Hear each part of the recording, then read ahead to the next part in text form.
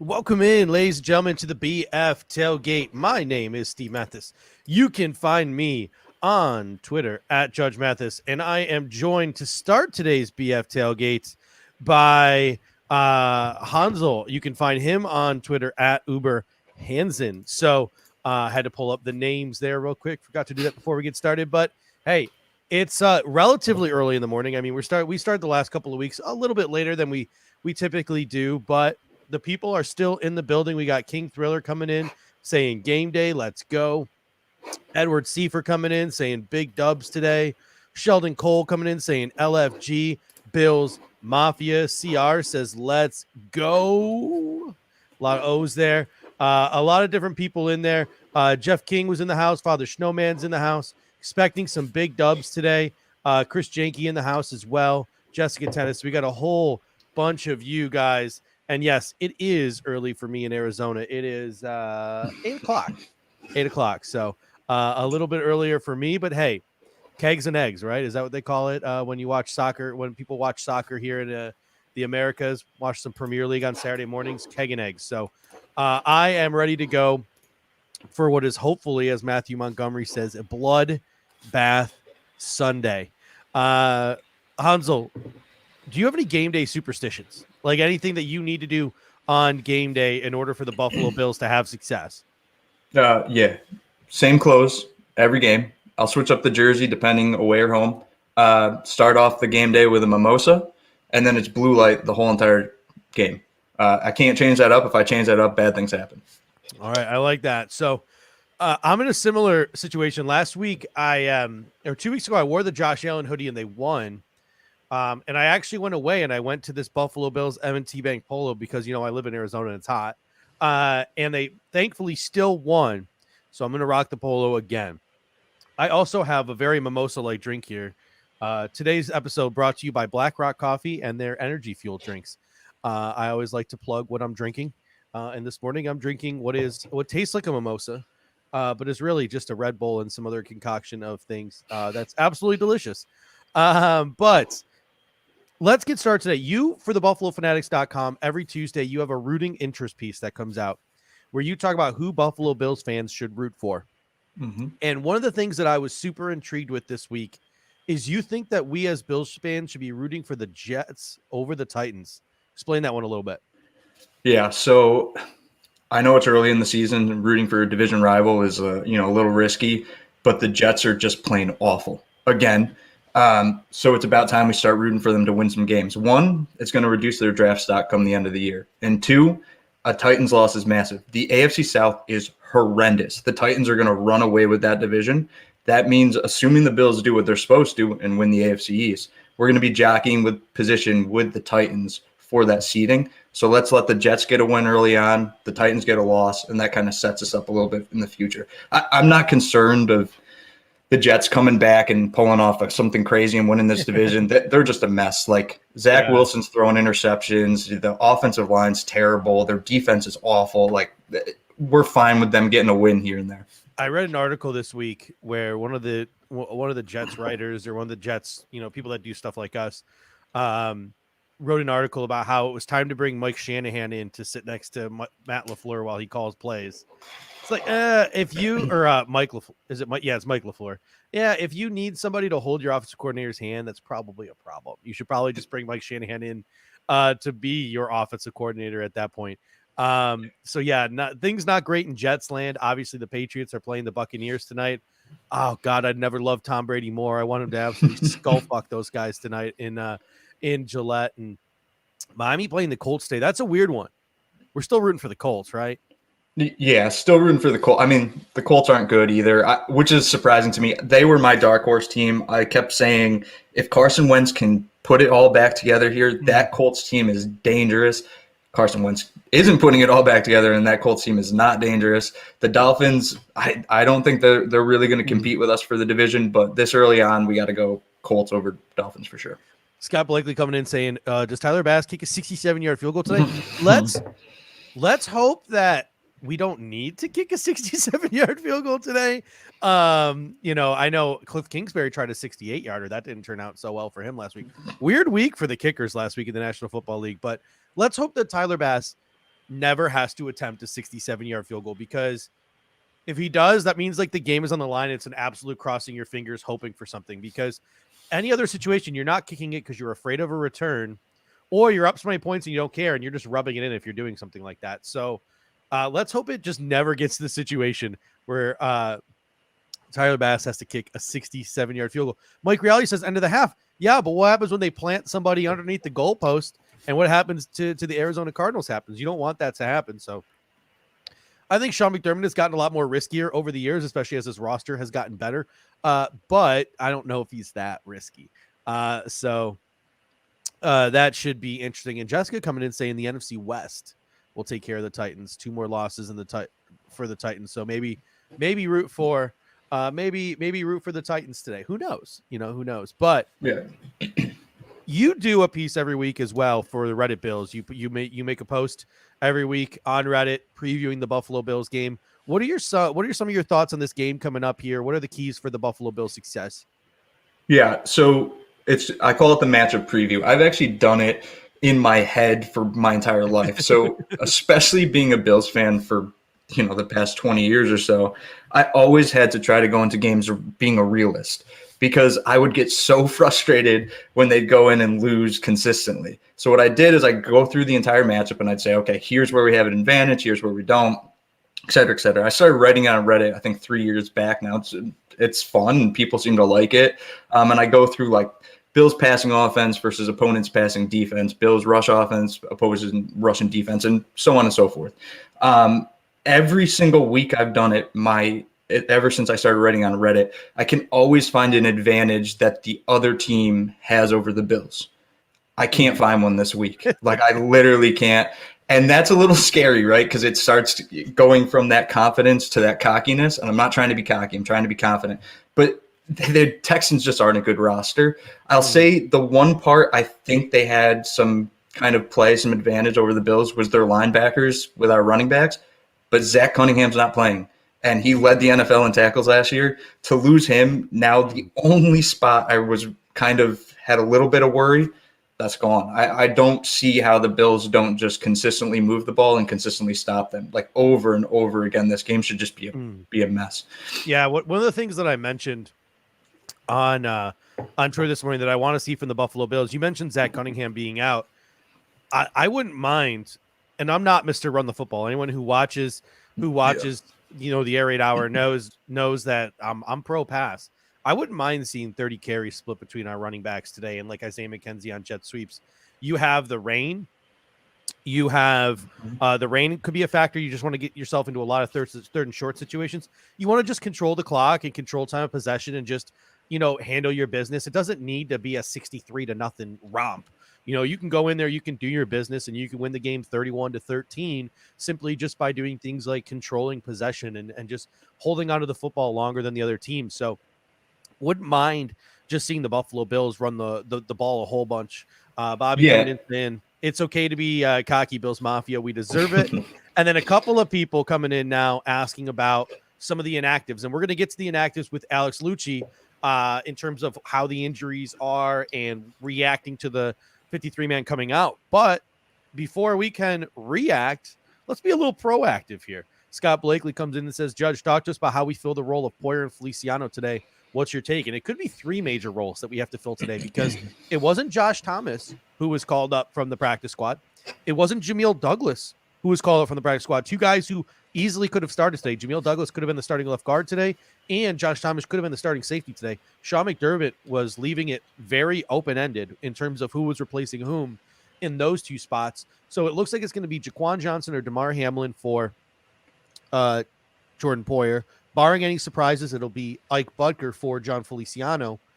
But Cam Lewis getting called up makes you think that maybe Teron Johnson doesn't play. Let's start with the nickel. Who do you think sees the snaps at nickel today? Is it Cam Lewis? Is it Saran Neal? Is it maybe Dane Jackson? What do you think goes on in the nickel today? Yeah, I don't think we're going to see much of Cam Lewis. I know he got called up. I don't, unless it's a blowout like we all want. I don't think you're going to see Cam Lewis till late. I could be wrong about that, obviously, but I think it's Saran Neal. I just think his athleticism is going to make him important in the slot today. They also don't really have the skill position players that should challenge us. Like we don't need Teron Johnson today. We don't need Jordan Poyer. I would be much more comfortable if we had them. I think Jordan Poyer is the most underrated player in the entire NFL. So when he's not on the field, that's not a good thing. But in the slot today, yes, Saran Neal. You'll see a little Dane Jackson on the field too, I think. Yeah, I mean, I made that comment this morning. I would like to see Dane Jackson in the nickel. It is he played it in college. We've seen him on the boundary since he got to the Buffalo Bills. I was having a back and forth with Chris Jenke this morning on Twitter. He's like, have you ever seen the Bills play Dane Jackson in the slot? Have you ever seen in practice or in a preseason game? No, I haven't. But we're also not, privy to everything that goes on in practice. The media is not even allowed in there during most of the practice session during the week, during a game week. So this could be a situation where Dane Jackson with Teron Johnson not looking good health-wise. Scott Blakely says, is Teron Johnson hurt? He was DNP the last 2 days of practice with a groin injury. So Teron Johnson will likely not be active today as Cam Lewis was called up. It wouldn't surprise me if we saw Cam Lewis, though, because, last year the Kansas City game got called from the practice squad. He got a ton of reps. Teron Johnson was benched for Cam Lewis. And Cam Lewis has been with this team for 3 years now, or two years now, 2 full seasons. So this guy has plenty of reps in the system. This guy has been with his team. This is not like we're calling up the streets. This is not like we're calling up Rashad Wildgoose, who has not been here for very long. Cam Lewis has a ton of experience in the system. So if he is active, I do think you could see him a ton. Chris Jenke coming in saying, I think we see Neal and Cam in the slot. Got to keep Neal fresh for gunner reps. I think the organization has faith in Cam. Yeah, I'm right on. I think you see you probably see a platoon between Saran Neal and Cam Lewis based on situations. And hey, BFLO Mafia News on Thursday said revenge game for Jaquan Johnson over that touchdown that was called back in the Houston game on that kick return. How about some revenge for Saran Neal, who also cost us the game because he doesn't know how to tackle Deshaun Watson? So maybe Saran Neal could get some payback and some redemption as well. The infamous Saran Neal, Matt Milano missed sack. Maybe we can get some redemption for that one as well. A couple of people have mentioned the safeties. It's team Damar Hamlin versus team Jaquan Johnson.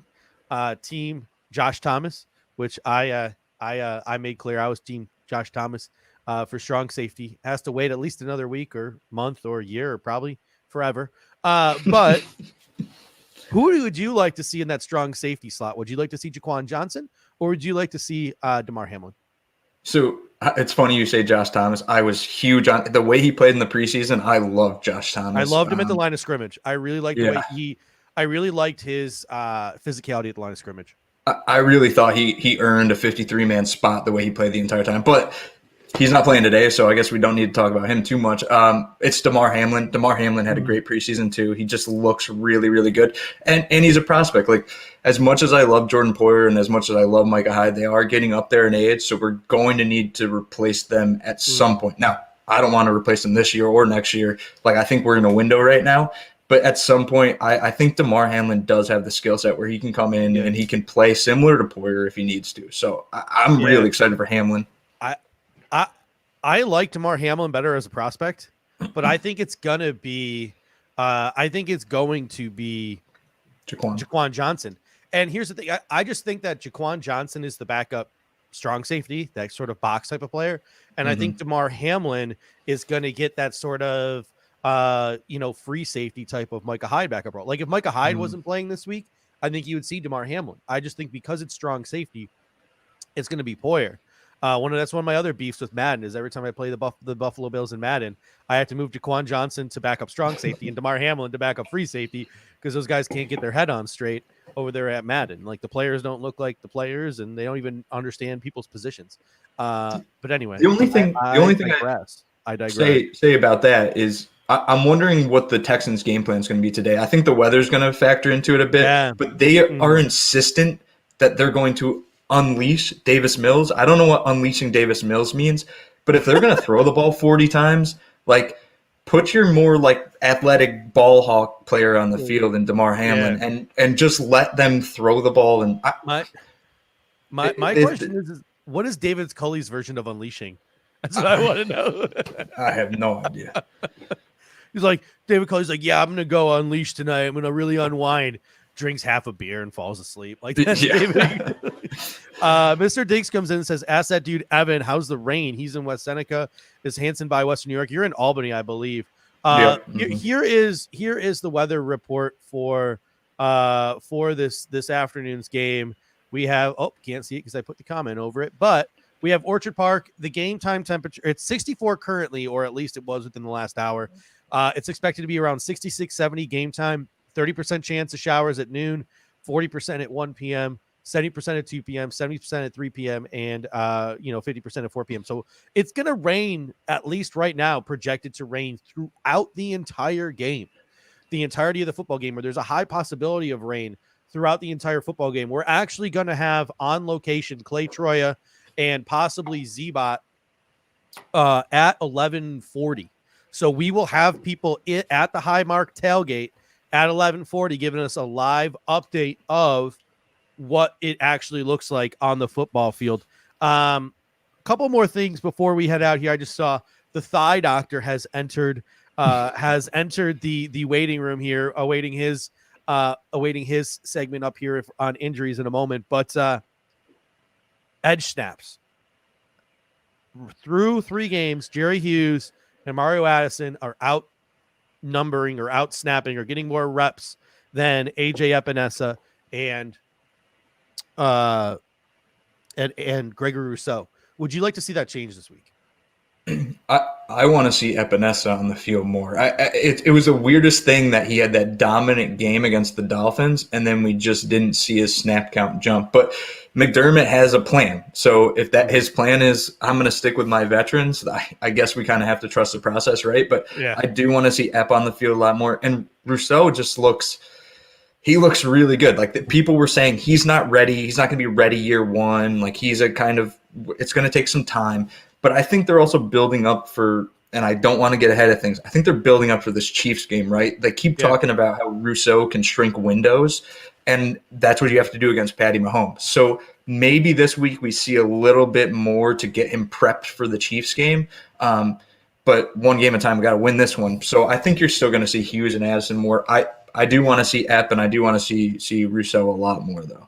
I love Zach Vaughn coming in saying, Cully living dangerously, punts at Bills 39 on 4th and 1. Jeff King says he's 2 hours away from Buffalo and it's raining steady right now. So yeah, it'll be interesting. And I just think that goes to the fact that I would like to see the Buffalo Bills. And again, I'm Mr. Pass the ball 50 times a game. I would like to see the Bills get at least 30 runs in. Offensive line. It's likely that Ike Butker is going to just slide into left guard, and it's going to be left to right. Dion, Butker, Morse, Ford, and Darrell Williams.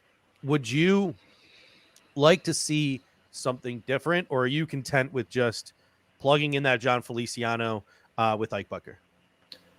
Yeah, so I'm content for this week. What I'll say is I'm really concerned about the offensive line. They're just not protecting Josh at all. Like his pressure rate keeps getting worse.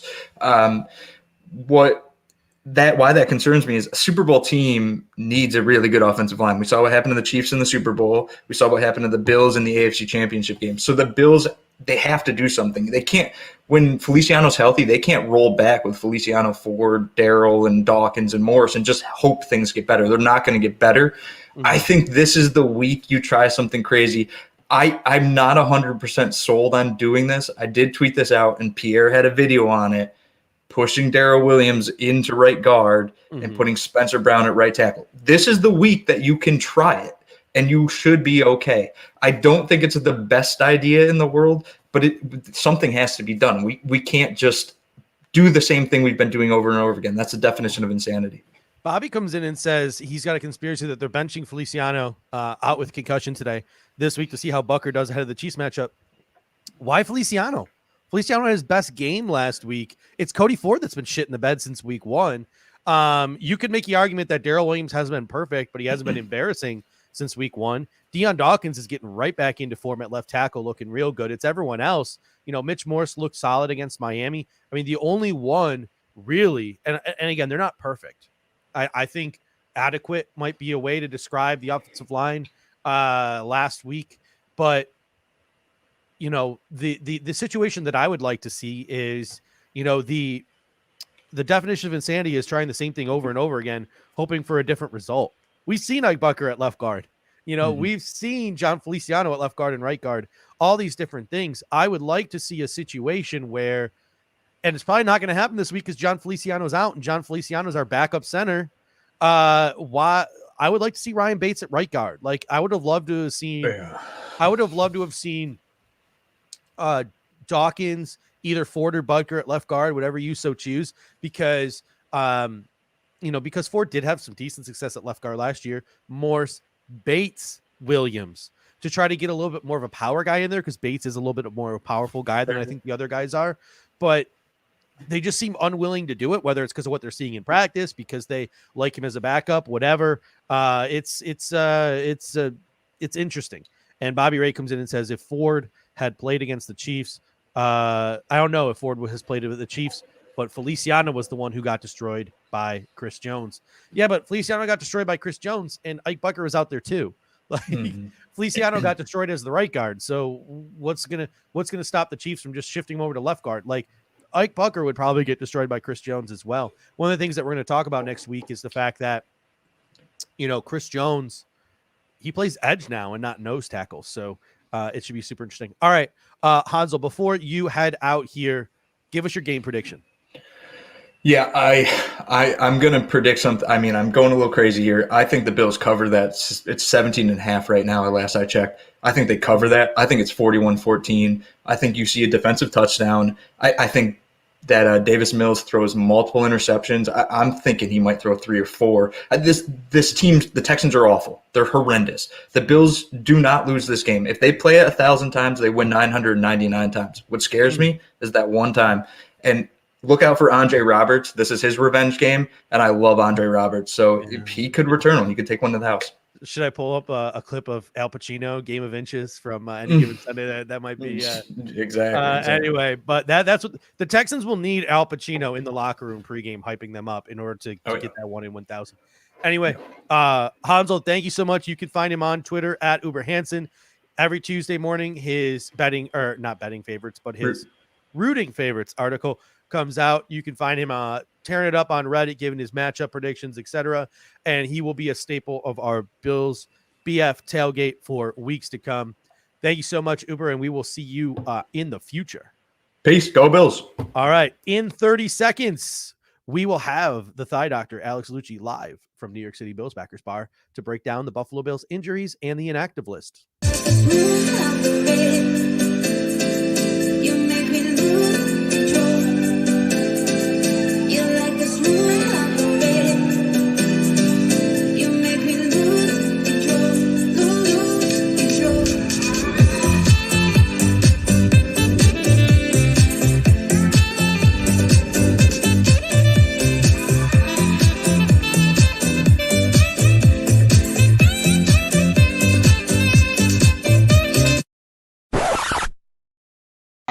All right, Alex Lucci, how you doing today? Hey, I'm doing good. How about you? What is the vibe there at New York City Bills backers? It's busier than it was last time at this hour, so that's pretty good. But what's the feeling in the bar? Like, are people feeling pretty confident? Do you think it's going to get pretty rowdy there today in New York City? Yeah, there's a lot of slapping butts and high fives so far. See a lot of smiles. People are very comfortable today. So you know how after an Oregon Ducks game, the Oregon Duck does like a push-up for every point scored? Are you going to, or like the Leprechaun, I think, does it at Notre Dame? You going to do like a thigh squat for every point scored today? Yeah, I do about a dozen thigh pumps per point. All right, so let's break it down. Every Saturday, your injury report comes out. Buffalo Bills have some injuries this week that they are dealing with. Let's start with the first injury to the most important player probably that was injured this week is Jordan Poyer. Talk a little bit about that ankle injury he's dealing with, and are we going to see him for the Chiefs game? Yeah, so it looks like Jordan Poyer had a medial ankle sprain. I mean, 2 weeks ago we talked about this with Gabriel Davis. Same type of injury. Foot gets turned in. Opponent kind of lands on the outside of his leg and folds it over. Can you hear me clearly? I know it's like picking up. Yeah, you're good. Yep. All right, perfect. So the medial ankle sprains are the opposite side as your normal ankle sprains, the one where you roll outwards on your ankle, and they usually are a little slower to heal. If the heel is pivoted on these sprains, most of the time they're actually high ankle. So he's lucky. His heel was up off the turf. Just kind of his toe was down. It got folded over. And I don't know. It's usually 1 to 2 weeks. So I think if this is the playoffs, he's in. But I think they knew the circumstances we have today, and they're like, just get this man off his feet for a week. And yes, I do think he's back for the Chiefs game. We got Diana coming in. She says she's digging that sweatshirt you're wearing. What sweatshirt are you wearing? Give us a full view of that graphic here. Can you see it? Yeah. Yeah, so this is the Bills Daddy sweatshirt. This is actually a one-of-one custom from the Buffalo Closet's grandmother who made it probably 15, 25 years ago. I actually bought it for $25. I wouldn't be surprised if this sold for like $250 these days. Ooh, that's nice. It's got a great story. It's like if you want to get deep. Yeah, go for it. Why not? So I know this is pretty heavy, but I actually got this shirt, and I actually think it has magical powers because my son was conceived about a week after I got this. I got a Bills Daddy sweatshirt, and I wasn't even a father at the time, and then look what happened. I told the guys from Buffalo Closet. They think it's funny, but I actually think it was a curse. But love my son, and here we are now. Nice. Speaking of magic, we're definitely going to need Taron Johnson in our matchup against the Kansas City Chiefs. He's dealing with a groin injury. He's not officially listed as out yet, but Cam Lewis was called up from the practice squad. Taron Johnson dealing with a groin. I know that the injury didn't happen in a game, so you might not have the full details, but talk a little bit about what you might what your expectations are for this Taron Johnson injury. Yeah, so Taron's weird, right? Because he played 100% of the snaps. And wasn't he limited on Wednesday? And then he was out. He was limited on Tuesday and then out. Yeah.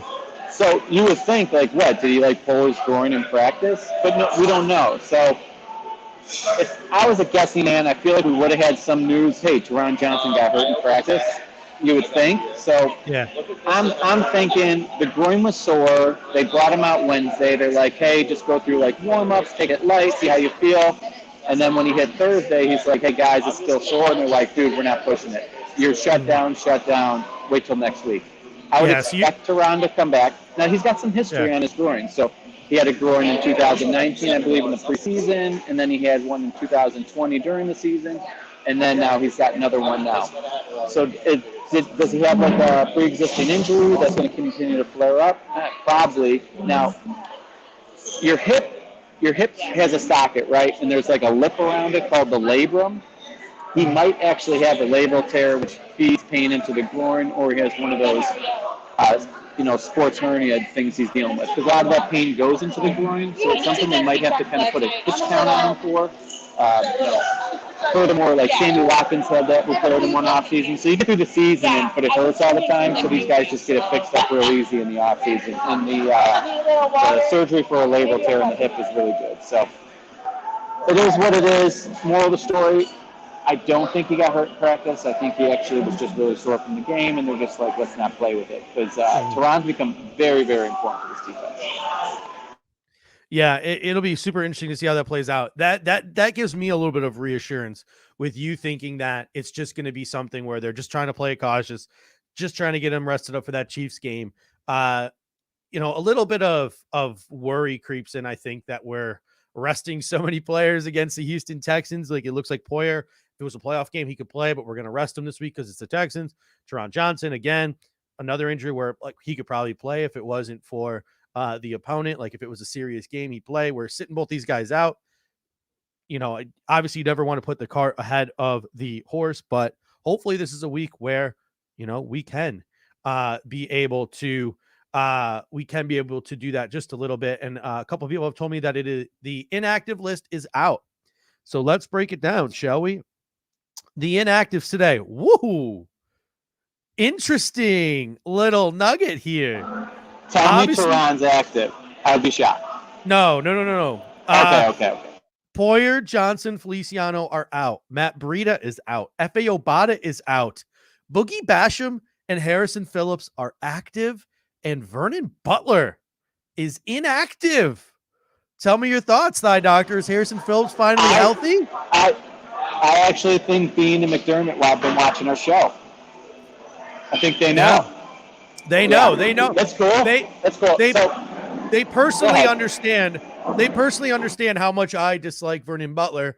Maybe they saw Vernon Butler chasing down Antonio Gibson last week, and after they were done laughing, decided that it was time to bring in Harrison Phillips.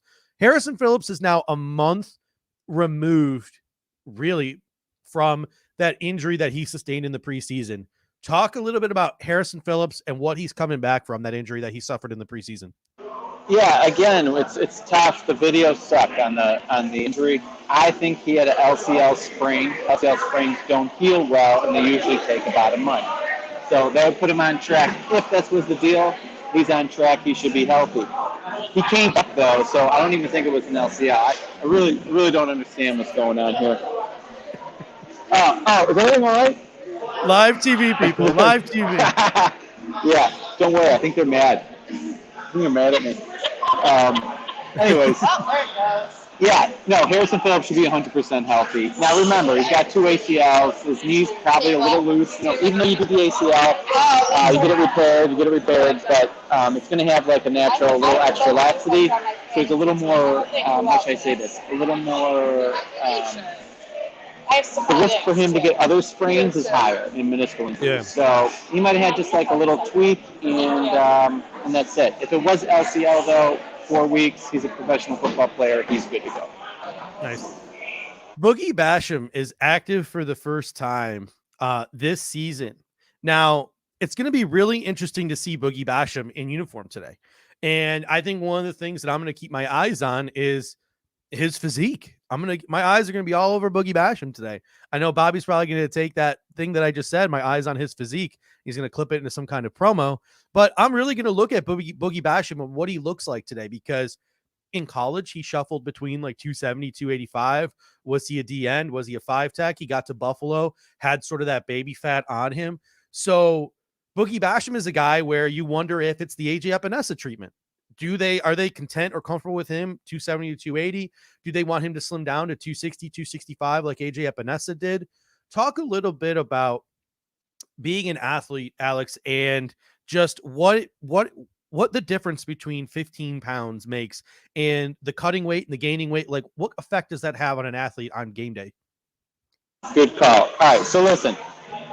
You can cut weight pretty easily, all right? You can get – these guys are big. So anyone who's over 250 pounds, you can fluctuate 10 pounds within a week.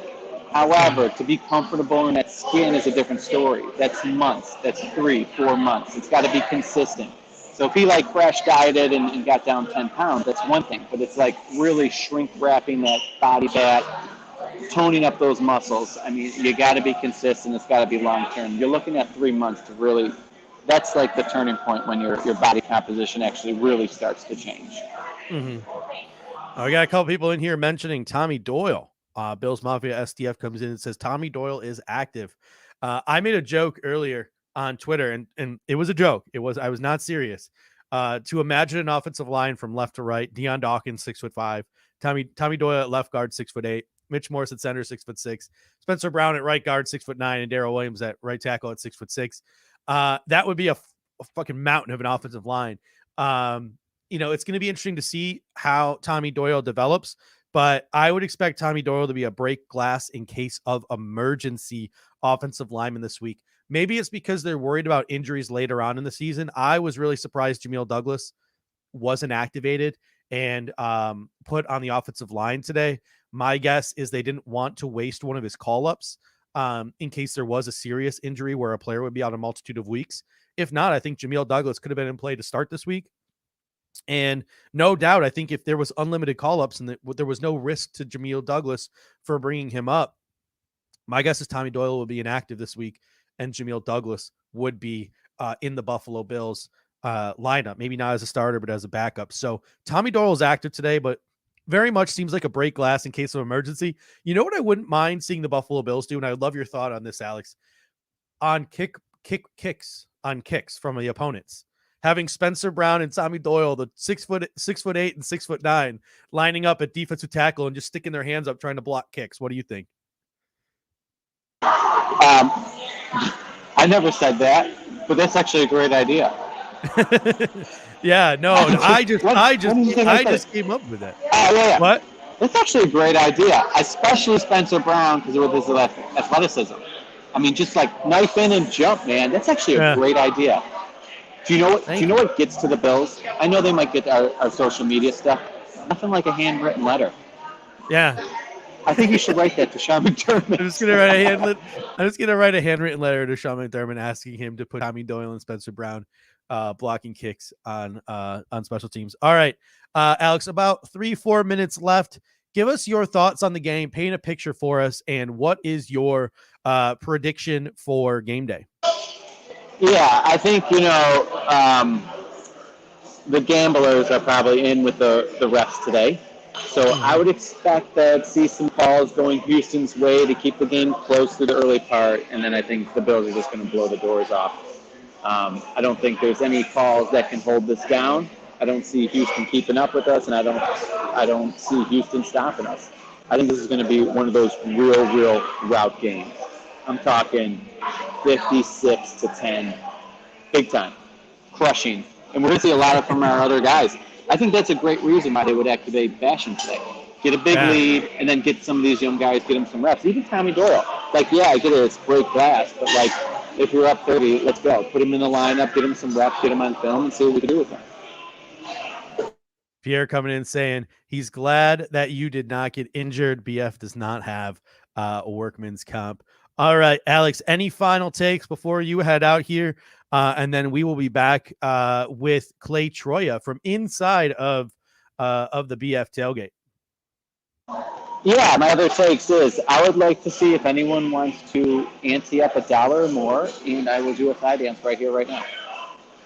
Anyone willing to super chat for a thigh dance? We have a man.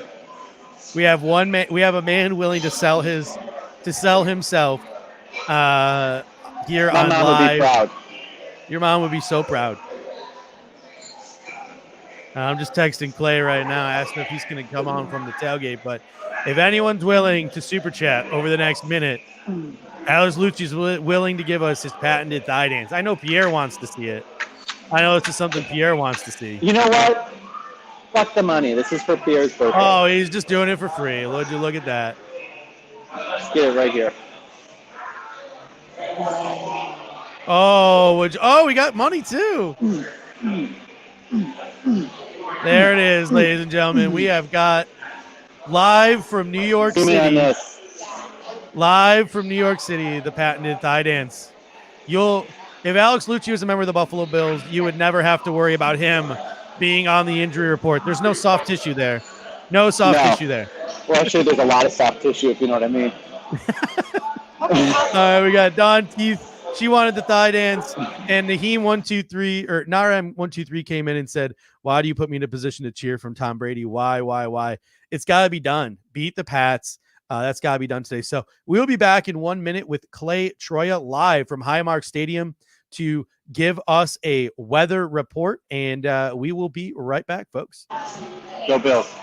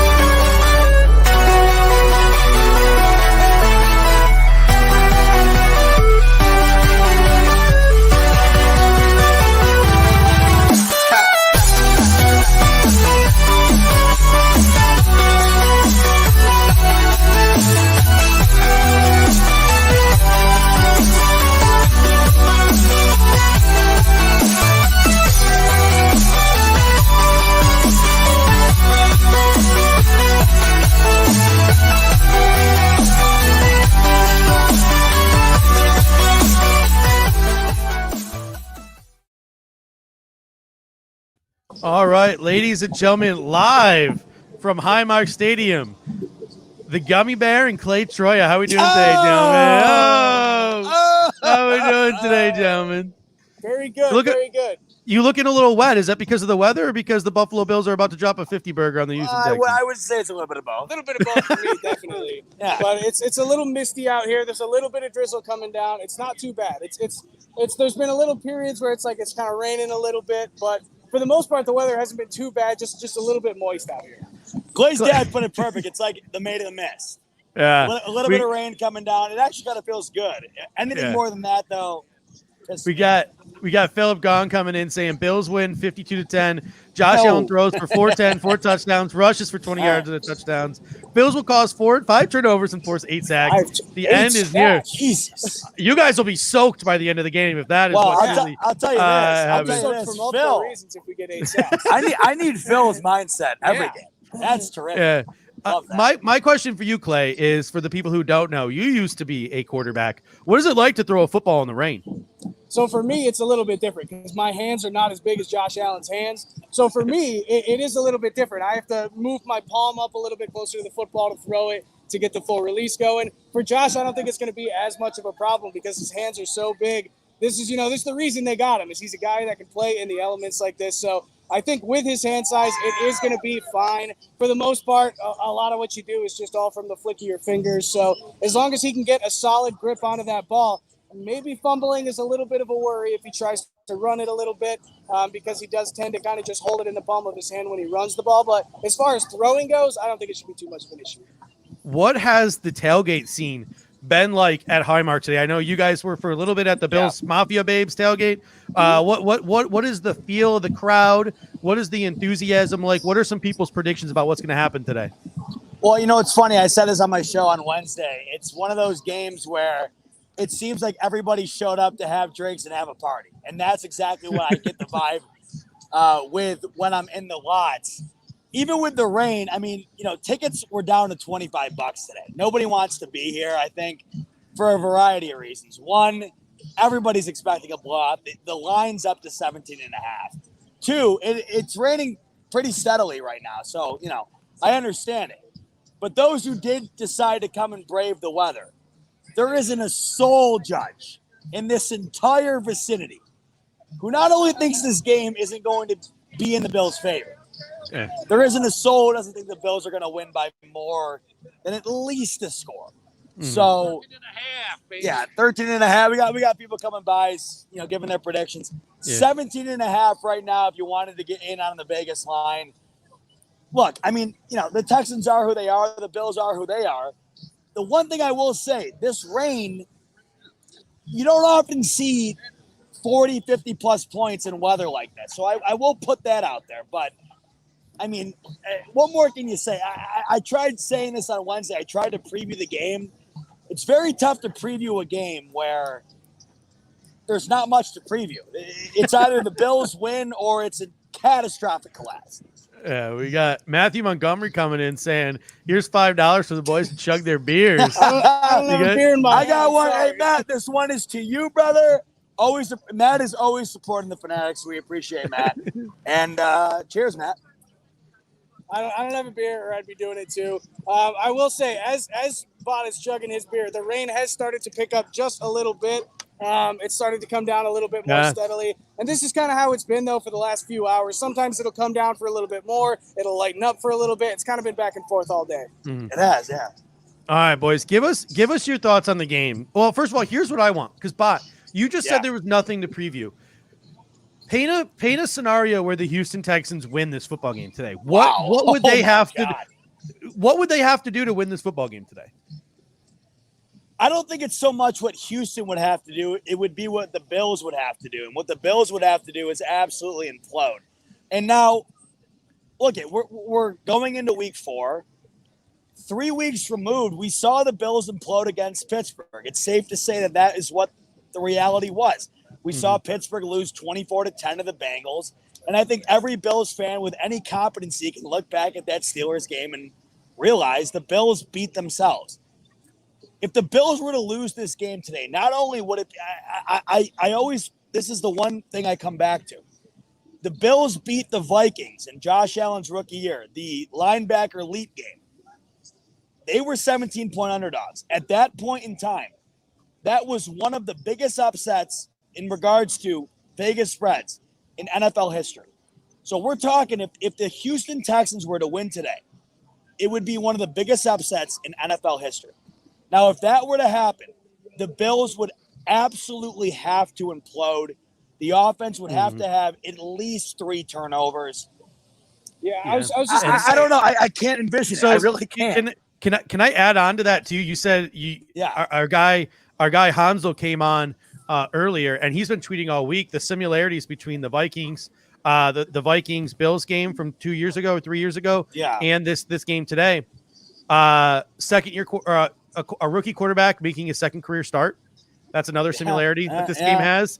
And the team that is the heavy favorites have a big game the next week. The Vikings had a big game against, I believe it was like the Packers or something the next week, a game to look forward to. So there are a lot of similarities, but you know what the one similarity there isn't? The Vikings quarterback was Kirk Cousins, and our quarterback is Josh freaking Allen. So also, their quarterback is Davis Mills, and our quarterback was Josh Allen. So there we go. Also makes kind of there we go. Yeah. No, Judge, it's one of those rare scenarios where, and this doesn't happen often in an NFL season, especially for a particular fan base who is constantly trying to get to the top of the league. It's one of those games where you show up, and as I sit here right now talking to you, I cannot fathom one possible outcome at all, no matter what happens, where the Bills lose. So that just goes to show you, if they do lose, how much of an upset it would actually be. I think the turnover differential would have to be -4 for the Bills at least in order for them to lose this game. They would just have to be giving the ball up for free, and I think that's the only way that they could lose this one. Awesome. All right, gentlemen, before you guys head out of here, I want each of your predictions. Paint a picture for us. Yeah. What's this game going to look like today, and what's the final score going to be? Hit it. I'm going to go with 28-7. I think the Bills are still going to be able to score the ball pretty effectively, and we're playing the Texans. I can't see the game being really close at all. Davis Mills, sorry, man. On to the neck one? Is that what you're saying? Yeah. On to the neck one? Well, yeah. I feel like I can overlook the game because I know the Bills aren't. So that gives me confidence as a fan to be able to say we're probably going to win this game. You know who can overlook this game? Davis Mills, because his neck is so large that he can see right over the top of it. Zeba, paint a picture for us. Yeah, I got to tell you, Judge, the one thing I've been emphasizing all week, we cannot get used to a 35-0 and a 40+ to 20 game. Even in a game like this where it's probably expected. The rain it's coming down pretty sizably now. I can't lie. In the NFL, it is very tough to score 40+ in any scenario, let alone in the conditions that the game is right now. With that said, there's no way that the Texans find a way to keep this close unless, what we talked about earlier, the Bills have a catastrophic collapse. So I don't envision the Bills scoring 40+ this game just because of the conditions that are out here. But I'm going to say 31-13. Bills take this one in a game that, like I've said all week, it's one that the fans can come, get a cheap ticket because not only it's the opponent but the weather, and have a good time. Nice. Not often can you find that in an NFL season. Today's that day, and I hope everybody here can enjoy it. I hope everybody at home can go into the game knowing, you know what, it's not a bad tune-up game before we face the Chiefs on Sunday night. And speaking of those Chiefs, they have a tune-up game Sunday today as well against the Eagles. So it's two teams in the Bills and the Chiefs who are facing inferior opponents. And I think both teams probably have their eyes set on the big prize, which is Sunday Night Football next week in Arrowhead. All right, gentlemen, as always, it's a pleasure. Get into that stadium, get yourself a nice beverage, get cozy in your seats, and be loud and make us proud. All right, gents? Judge, you teased me bad. I thought you were here. I'm pissed, but hey, keep running it. I'll be at Judge. it's looking like I'll be at the Colts game. So if you gents will be at the Colts game, we'll be here. So it looks like I'll be there. All right. So, oh my God! Hopefully not as soaked. Hopefully not. Who? Richard Rush is coming. Oh shit! Richard, get in here! Oh shit! Richard! How's it going? Oh my God! One of the biggest Ladies and supporters of gentlemen. Buffalo Fanatics right here. Oh my God! Richard, how you doing, man? Richard, How you doing, give Richard? us Doing good. I'll Get a little earpiece Yeah. action in there. Richard, give us your game prediction. It's Judge. How you doing? My game prediction is I'm thinking 35-10 Oh, I love it. I love it. Rich That's is perfect being for this weather. conservative. because it's raining. And I feel like Yeah. a lot more. Hey, let me just say real quick, Richard Rush right here, one of the biggest supporters of the Fanatics. I don't even know what more can we say. We appreciate everybody who supports the Fanatics, but Richard Rush, I don't know anybody else who's more on top of it. So the fact that you're here right now, Rich, and he's catching us off guard, by the way. Yeah, Oh, yeah. I'm starstruck right now because I talk to Richard all the time, online, YouTube, whatever. He's here right now, but anybody watching who's a Fanatics fan, just know Richard Rush, he sets the example for what following the Fanatics really means. So, Rich, I try. Jesus, I appreciate it. love that.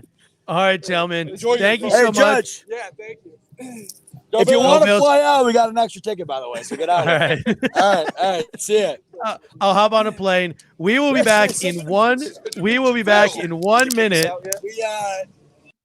We did not kick them out yet. We will be back in 1 minute with the Buffalo Fanatics countdown to kickoff panel with Kyle Knapp, Dave Tilton, BFF Jeremy, Zach Vaughn, and myself.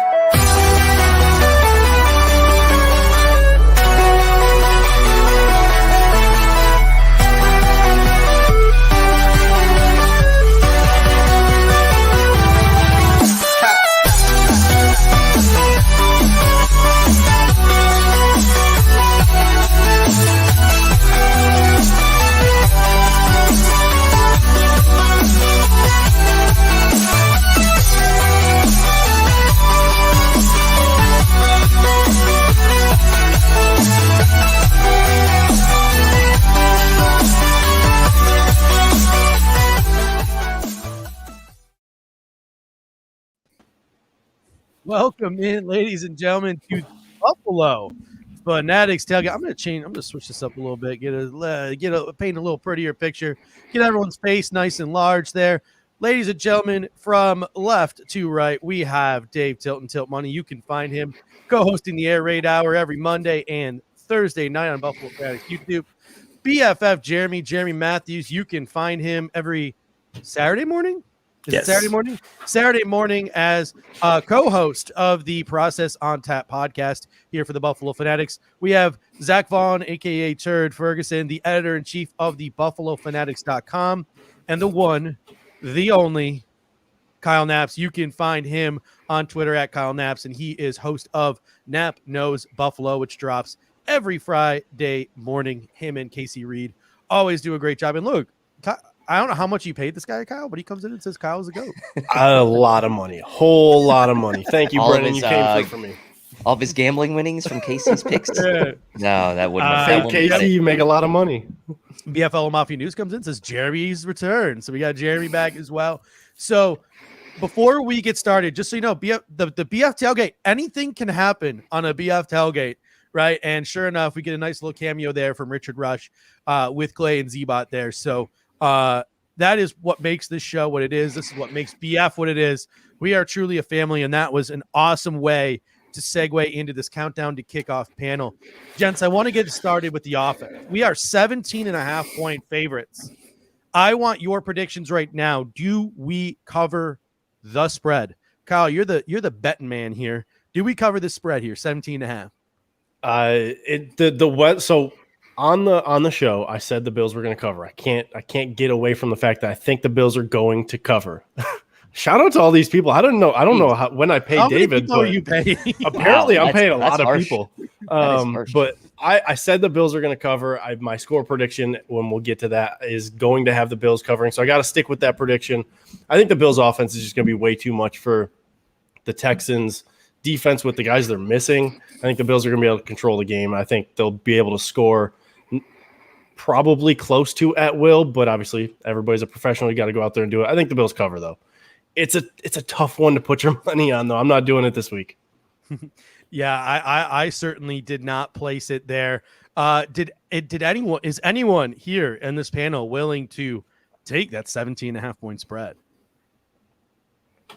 There's a lot. Not with real money. Not with real money. Yeah, I picked the Bills and Survivor. That's enough for me. Yeah, I have the Bills and Survivor this week too. All right, I think that most people on this panel are not confident, mostly because of the weather in this 17.5 point spread here. But let's talk a little about the offense, because they're the ones who are going to need to score points if we are going to beat this spread. The passing game, Gabriel Davis off the injury report. He looks to be healthy, but the Buffalo Bills have been having a lot of success in 11 personnel with Dawson Knox on the field and a running back on the field. How does Gabriel Davis fit into this equation, and what do you expect from the Buffalo Bills passing offense this week? Dave, I'll start with you, and then we'll go around the horn. Yeah, we kind of teased this a little bit on Thursday. I like the 11 personnel they were running, especially in the last game. I like Knox being on the field. Here's the thing. Sanders obviously coming off the big game. Gabriel Davis coming back from injury. My viewpoint is you can stick with a little more 11 personnel today. You expect the Bills to run the ball maybe a little bit more today, given the weather. Sanders, we know, although he's not on the injury report, had said before the season even started that he was battling some kind of foot injury that would be lingering all year. Davis, obviously off the injury report, but still, first game back for officially being fully healthy. I don't mind those two guys kind of rotating, right? As far as when it comes to the 11 personnel, get Davis some series, get Sanders some series as that third receiver. We know Beasley will be in the slot and Diggs will be out there. And then when you do want to go 4 wide, you have that option. So using guys like Davis down near the red zone and 11 personnel makes sense to me. Having Davis and Knox on the field at the same time makes a lot of sense to me in the red zone. And especially given the weather, I kind of like it. And keep Knox on the field, especially for that blocking where we expect the Bills to run the ball more today. So I'm kind of for it right now. Jeremy, what do you think about the passing game? I really wasn't considering the weather too much. I don't know if it's because I'm like out of state and I don't think about it too often. People say it's going to rain. I'm like, oh, it'll be fine. But it does look like it's coming down. And we've seen like this offense definitely, adjust because of the weather, like as strong as like Josh Allen's arm is, and, as good as this offense is at times, we've seen like wind slow them down sometimes, kind of like the first Patriots game last season. So I agree with Tilton. Yeah, we could probably see a little more run game than we're used to, maybe even like I say, because this passing offense can be so exciting. And as far as like the 11 personnel, I wasn't really aware of the Sanders foot injury like playing a role today, but assuming Gabriel Davis is just getting more healthier, I can see them maybe taking advantage of a weaker opponent today and kind of trying to get him more in the mix, and also just continuing like the Dawson Knox consistency. I think this team wants to see him like continue to perform the way he has, and just, maybe also just get like his confidence up and just see more production out of the tight end room. Zach, how about you? What are your expectations from the passing game today? Well, again, depending on the weather, it may be more leaning towards the run game, but obviously Josh Allen's the quarterback, aka Yeetus Elitis, so he's going to be throwing it. He's going to sling it around. I would almost say maybe it's sort of similar to the rushing game, but they might go with the hot hand in terms of that third receiver between Emmanuel Sanders and Gabriel Davis. They'll probably have Sanders out there at the beginning, but obviously if Gabriel Davis is healthier, they'll try to loop him in a bit more, get him back into game shape heading into next week. But I also think they're going to try to stick with what's working. So if it means 3 receivers and Dawson Knox, that's been working. Mm-hmm. So why change it up that much, especially if you don't want to put a lot on film for the Chiefs next week? I love that comment about going with the hot hand in the receiving game, right? Like we talk about hot hand in the running game. We're about to get into that in a moment. And you're talking about hot hand in the receiving game. So that is another great point that I don't think no one here has even touched on. So an excellent point there about just riding the hot hand at receiver. If Josh Allen gets in a rhythm with somebody, if Josh Allen gets a chemistry with somebody that game, keep throwing that person the football. We saw it with Emmanuel Sanders last week. Josh Allen and Emmanuel Sanders were in sync last week, and you saw Emmanuel Sanders was the catalyst for most of those big plays, as opposed to a Stephon Diggs. So I really like that about riding the hot hand at wide receiver. Kyle, I'm gonna share with you the 3 prop parlay that I have on this Buffalo Bills game that involves Buffalo Bills receivers, and let me know whether I'm going to lose $10 or I'm going to win or I'm going to win $40. Cole Beasley over 55.5 yards. Stephon Diggs over 83.5 yards. Buffalo Bills money line. Am I losing $10 or am I winning $40? I think you're winning, because I actually think that this is the day that Stephon Diggs has his big day receiving. There's literally nobody on the Texans who can, I believe the phrase I used on the show was hold Stephon Diggs jockstrap. They just don't have anybody who's at his level as a player. If there's a week that he's gonna go off from this stretch of the season that he hasn't gone off yet, it's gonna happen this week. I know the rain is a weird factor, but he's got to have a big game at some point, and it just seems like with the way the Texans secondary is, this is a good game for him to get that. And then Beasley's just Mr. Consistent. He's going to probably get 6 to 8 targets, and if he should be able to convert that into, what was it, 53 you said yards? 55 and a half. 55 and a half. He's got to get 56. Yeah, I mean, I'm confident that he could take his 6 to 8, maybe even 10 targets and convert that into 60 plus yards at that point. So I think you should feel confident going into this game. The weather's a little weird, definitely throws a wrench in the plans a little bit, but like Zach said, Josh Allen, he's the guy. Will a wide receiver get 100 yards today? Jeremy, you think a receiver is going to get 100 yards today? For the first time this season? If with the weather how it is and everybody talking about it, I'd say if not, maybe not, and that's okay, because it's okay if we're not getting a 100-yard receiver, because we're getting like 3 guys who are getting like over 60 or 80, and our tight end like getting 40. So maybe not, and I'm okay with that. Yeah, we got Jessica Tennis coming in, and Zach, I'm going to pose this question to you. With Breida sitting today, does it say the Bills do not see a use for him going forward? I think, obviously, we were talking about hot hands. They're just going with the hot hands. Moss and Singletary, they've been pretty hot to start the season. Obviously, everyone's been talking about the running back debate of who's the RB1 or whatever. But it's, as far as I'm concerned, it's just complimentary. They just go with whoever's hot in the moment. As for Breida, I almost feel like right now he's getting the TJ Yeldon treatment. Yep. They don't really use him. They had him active for the first couple games, probably just to have him active as a spell back in case one of the two went down. I don't know if they're going to give him the same treatment this year, but honestly, it wouldn't surprise me if they don't really use him and they just keep him as an insurance policy. Yeah. Matthew Montgomery coming in saying, if Josh Allen has a subpar game, we are going to hear all week to build a dome stadium. Dave, what are your thoughts on this comment? Here's the thing for me.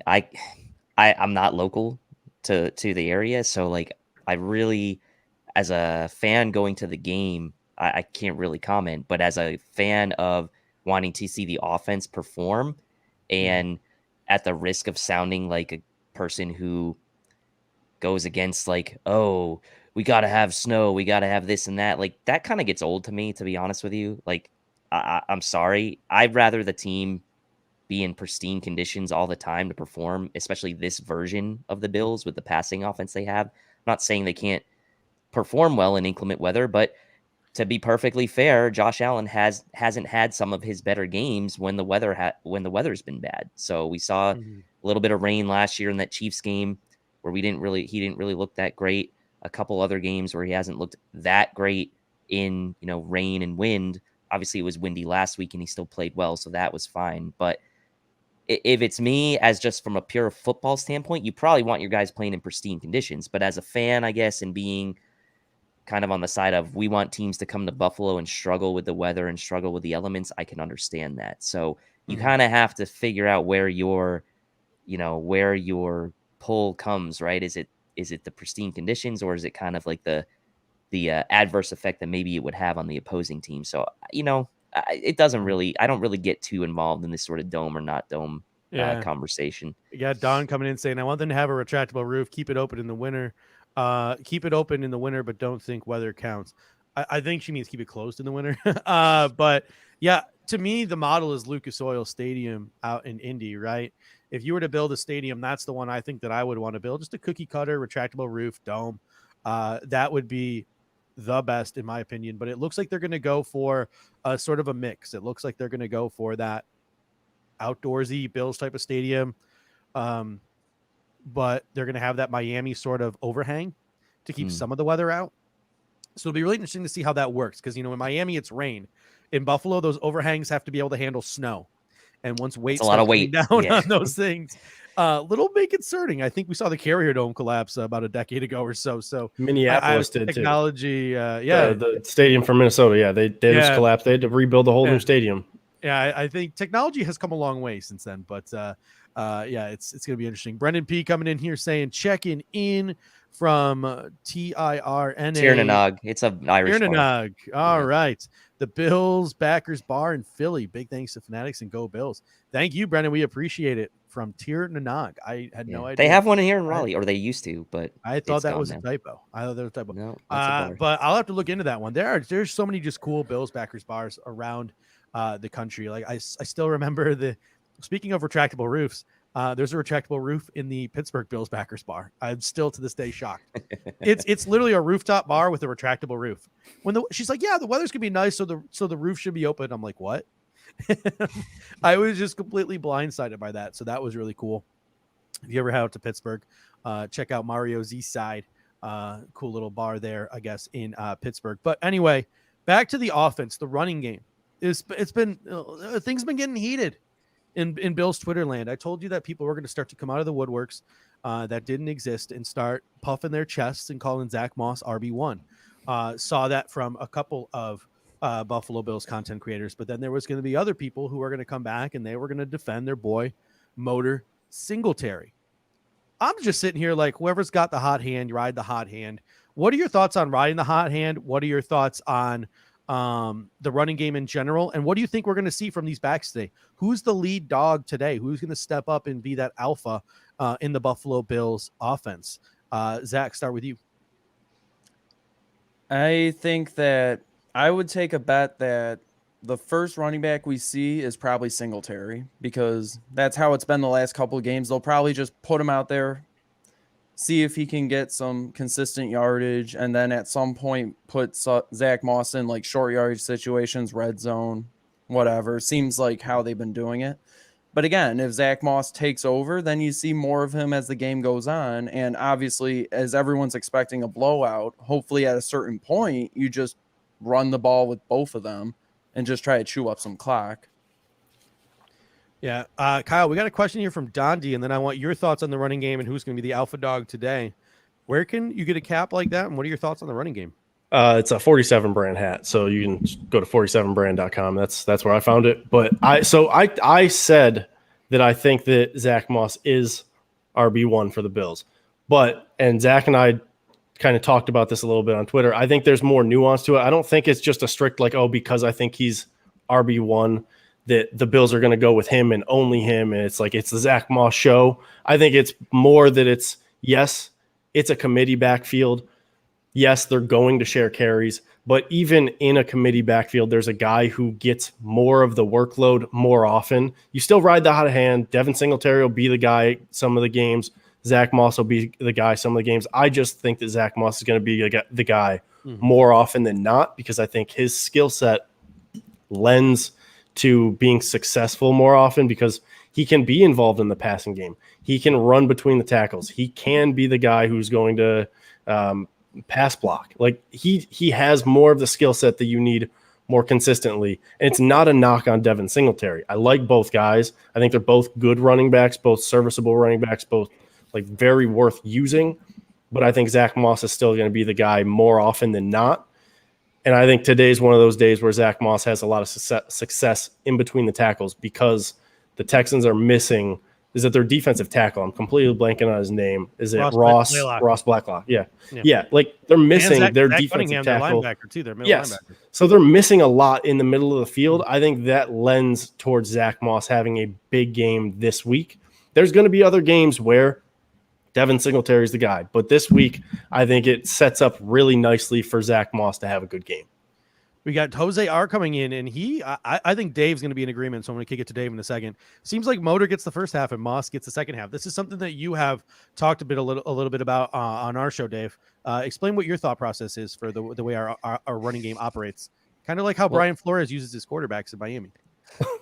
Yeah, it's like pitching, right? You've got the starter, and then you got the closer. I mean, obviously the innings aren't going to be skewed towards the starter here, but you would like to see a situation, I think, if you had a game flow that you drew up in your mind, if you're the Bills coaching staff, that would really sort of complement your personnel. You'd have Devin Singletary kind of in the early stages of the game, maybe with some chunk plays, some splashy, longer runs. He's averaging a full yard of carry more than Moss, by the way, so far this year, obviously in one more game, and then you have Moss come in and kind of be the closer. And that doesn't mean he's coming in on the very last drive. That could mean that he comes in and does more damage in like the middle of the third quarter to the fourth. Now, that doesn't mean Moss won't be involved at all until then. Like Zach said, red zone, goal line, he's still probably going to be involved. And a game flow situation, I think the Bills ideally would want to see kind of Singletary be that guy early and Moss be the closer. But I kind of understand where Knapp's coming from, at least today, where you might expect the Bills to run the ball a little bit more. I do think Moss is the better pass catcher, to be perfectly frank. And so I could see that going this way. People are going to look at the stats and say, oh, like Singletary's got 35 carries so far this year. Moss only has 21. But Moss was inactive the first game. We still are scratching our heads at that. If you kind of average that out, you say, okay, well, in the two games that they've both played, if you average out their per game carries, I mean, Moss is sitting there at like 10.5 carries per game, and Singletary's sitting there just under 12, like between 11 and 12. So they're pretty evenly split if you look at it that way when it comes to carries per game. So I think, that lends itself to that kind of game flow where you have Singletary kind of start it out, Moss finish it off, and then use Moss where you can in like the goal line and red zone. Jeremy, if you were a betting man, who would you place your money on today to have more yards and possibly, who would have a better day? Whether it's yards, touchdowns, carries, etc. Who do you think is going to have the better day of the two today, Zach Moss or Devin Singletary? I mean, if I'm just looking at, this season so far, including preseason and just this last game, I mean, Singletary's been the more consistent guy. So if I had to bet, it wouldn't be a lot because I really don't know, but it would just be a little bit maybe more towards Singletary. And Hansel and I talked about this on our recent episode, the whole Zach Moss having a good game and so many people, like you said, Steve, like puffing their chest out over Moss. I have a little more like an attachment towards Singletary because I thought his rookie year was just more exciting and it came out at a good time where, we were wanting a lot more out of our offense. That being said, I'm not rooting for more success for any of these guys over the other one because they're both on the same team. I want them both to be successful. So as far as this game goes, kind of like that question you were saying, like I think I agree Singletary might get the first one, but I think they're both going to get the touches and it's just going to be up in the air for both of them to see who has the most success today. Yeah, we got Ben Boozled 02 comes in and says, I feel like Moss has a better IQ than Singletary. Agree. I mean, I wouldn't say that necessarily. Both of them have their issues with fumbles. Zach Moss is probably the better catcher of the football, so his concentration on catches is probably a little higher. Both have their ups and their downs in terms of reacting once the ball is handed off. I mean, last game, Zach Moss made a couple of really quick cuts that turned what could have been a run, like a loss or a no gain into a 6-7 yarder. And Devin Singletary's had those moments in his career where he's done that. So, I mean, at the end of the day, I would say it's a wash. I would say the only thing that Zach Moss really has going for him is that he seems to be a little bit more sturdier with the hands than Devin Singletary. But Bruce Nolan made this point on the Buffalo Rumblings podcast this week, the Bruce exclusive. What makes the Buffalo Bills successful, what makes these running backs interchangeable is the fact that they're practically the same. They're pretty much the same guy. They're just slight, minor varying differences here. All right. So Kyle, you mentioned that you had to be out of here by 12:15. Is that accurate? Yeah. I don't get the Bills game here, so I gotta find a bar to go watch the game. All right. So give us your game prediction, and then you make sure you get to a bar and you get right in front of the screen so you can watch this Bills game in all its glory. All right, so I already said that I think the Bills are going to cover the spread despite me not wanting to put my money on it this week. So obviously that lends towards the Bills are going to win. I think the Bills are going to win. They're a far and wide a better team than the Texans. The Texans are missing a lot of important players on defense that could potentially cause some problems for the Bills in the center of the defense, with the Bills struggling with the interior of the offensive line. But without those guys, I think the Bills are going to be able to not necessarily bully the Texans, but they're going to be able to control the line of scrimmage a lot better than they would have. I think they're going to be able to run the ball consistently. I think Stephon Diggs is going to have a big day. I also think that Ed Oliver is going to have a huge day. 2 sacks, forced fumble. That's my prediction for the game. But I got a score prediction of 34-13 Bills. I think they pile it on, and then they end up the Texans probably score late to close the gap a little bit, but it's still a pretty large gap. So 34-13 Bills. All right, a couple of comments for you here. Pierre comes in and says, Nap, you got to use the DAZN, the VPN. So that is definitely Buffalo Fanatics here, sponsored by NordVPN. Hook it up with the DAZN, which is like the Canadian ESPN. You can get all your games that way. Using the VPN, just set your location to Canada. And Jessica Tennis comes in and says, Kyle, where is here? I won't give it away, Kyle, because I don't know if you care. That's Columbus, Ohio. Dude, you ruined my joke. I was about to say if you run into Urban Meyer, say hi for us. That was. That whole thing happened at I used to live like 5 minutes away from that bar that he was at last night or Friday night or whatever it was. We used to go there all the time. I've seen him there a couple times, but I've never seen that from him. So listen, that was a different view. Have a good time today, but as a recently engaged man, don't have too good of a time like Urban Meyer did. And, I try not to live my life like Urban Meyer. That's I think that's probably a good policy. Are you sure? Because you just texted me like, dude, I'm having like a migraine. I gotta go. Like that's what you texted me. Don't put that evil on me. All right, Kyle, thank you very much. And as Kyle departs here, we're gonna pull up this super chat from the Pull Out King. Perfect timing as Kyle pulls out, the Pull Out King comes in. I personally like watching Motor run the ball. He's more exciting, but I think Moss is the better back. Diggs over 100 yards, 2 touchdowns today, and Beasley over 100 yards and a touchdown today. Bills win 38-10, and if that scenario comes true, I also win my three prop parlay, and I am $40 richer. So I'm rooting for that. Pull Out King. Speaking of the running game, the offensive line. John Felicio out due to concussion. The easy thing for the Buffalo Bills to do today would be to put Ike Butker at left guard, just fill in for John Feliciano. If we were to see the Buffalo Bills take a risk, if we were to see the Buffalo Bills try something different along the offensive line today, surprise us. Zach, what do you think we might see? I would say the risk that they're most likely to take would be putting Ryan Bates at guard.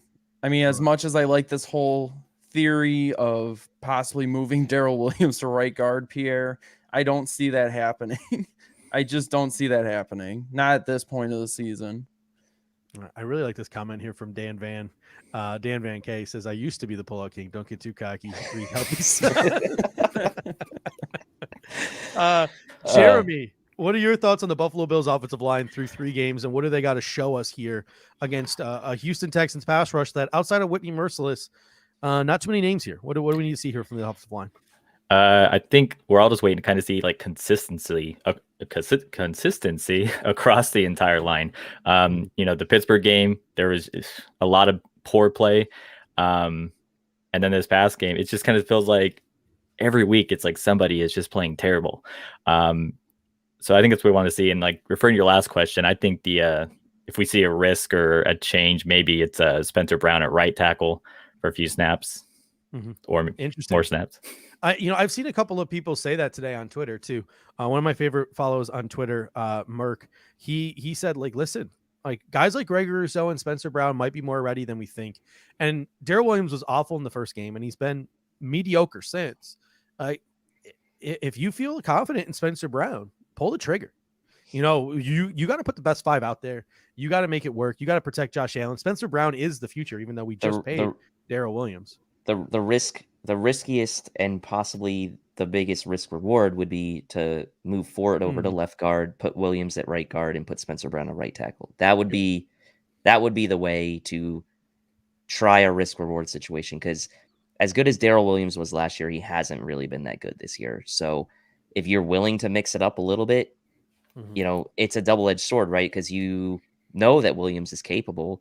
He showed it all last year. So do you give him another? This is week 4. This is where, you know, Steve, where you and I said, let's give him 4 weeks to see. So maybe we give him 1 more week to see against a pretty, you know, not great defensive front for the Texans. And if he holds his own against the Texans, which he should be expected to do, then fine. If he struggles today against the Texans, then maybe, okay, we're 4 weeks in, you decide maybe it's time to make a move. Yeah, super cheeks. Let's transition now from the offense to the defense. A lot of people in the comment section have been pretty excited so far about Boogie. Luis Matos comes in and says, will Boogie have a good day? So let's start along the defensive line, because there's a couple of things in terms of that defensive line that I want to talk about. Jeremy, I'm going to start with you. What are your expectations for Boogie Basham today? What do you think we see from the rookie in his first career game? Honestly, very little. And it's just because of just how deep we are. He's been a healthy scratch these first 2 weeks. And with, as good as like Greg Rousseau and Epinesa, and, you know, we still have our vets in Addison and Hughes.